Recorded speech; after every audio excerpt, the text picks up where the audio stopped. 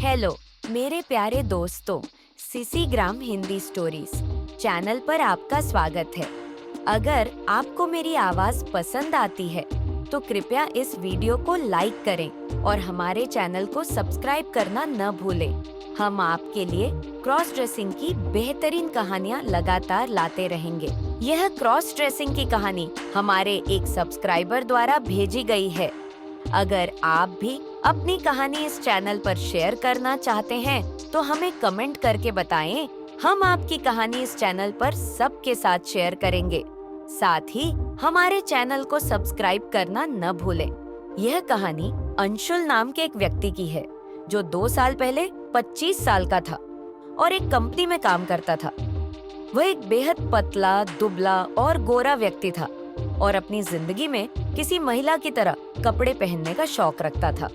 बचपन से ही उसे लड़कियों के रंगी और सुंदर कपड़े आकर्षित करते थे, लेकिन कभी भी उसे इन्हें खुले तौर पर पहनने का मौका नहीं मिलता था। हालांकि जब उसकी नौकरी लग गई और वह अकेले रहने लगा, तब उसे अपनी इच्छा पूरी करने का मौका मिला। अब वह आसानी से लड़कियों के कपड़े खरीद सकता था और अपनी पसंद के कपड़े पहनने के लिए स्वतंत्र था।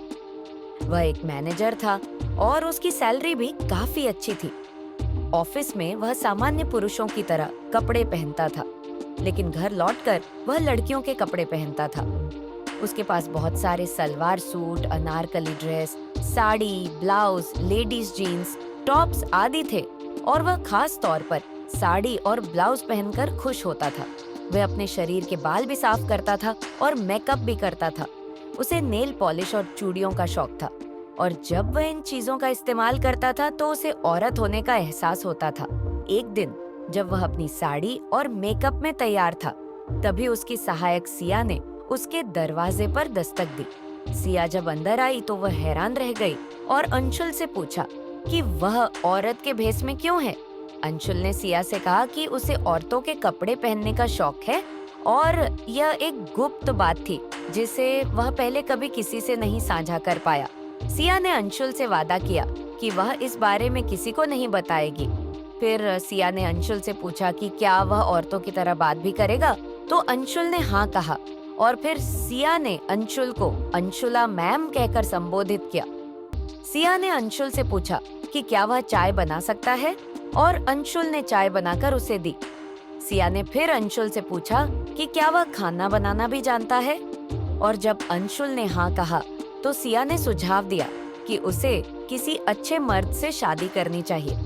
अंशुल ने जवाब दिया कि उसे मर्दों की बजाय महिलाओं से शादी करने की इच्छा है और वह चाहती है कि उसे एक ऐसी लड़की मिले जो उसे अपना पति बना सके और जरूरत पड़ने पर उसे अपनी पत्नी बना सके।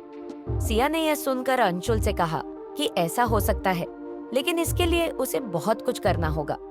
सिया ने अंशुल से कहा कि अगर वह किसी लड़की से शादी करना चाहता है तो उसे अपनी संपत्ति उसके नाम करनी होगी, अपनी नाक और कान छिदवाने होंगे और हमेशा औरतों के कपड़े पहनने होंगे।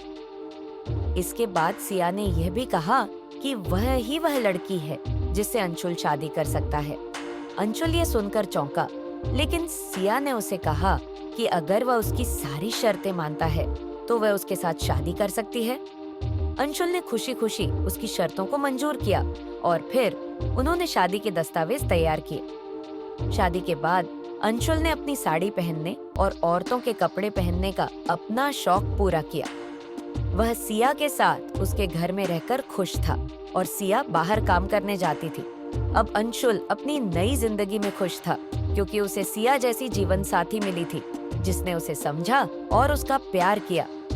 यह कहानी हमें सिखाती है कि सच्चाई और समझदारी से रिश्ते और भी गहरे हो सकते हैं। हमें दूसरों की भावनाओं और इच्छाओं का सम्मान करना चाहिए क्योंकि हर व्यक्ति अपनी पहचान के साथ अनोखा होता है। अगर आपको यह कहानी अच्छी लगी हो तो कृपया हमारे चैनल को लाइक और सब्सक्राइब करें। वीडियो बनाने में बहुत मेहनत लगती है। हमें सपोर्ट करें ताकि हम आपके लिए और दिलचस्प कहानियां ला सकें। अपने क्रॉस ड्रेसिंग पसंद करने वाले दोस्तों के साथ भी इसे शेयर करें। धन्यवाद।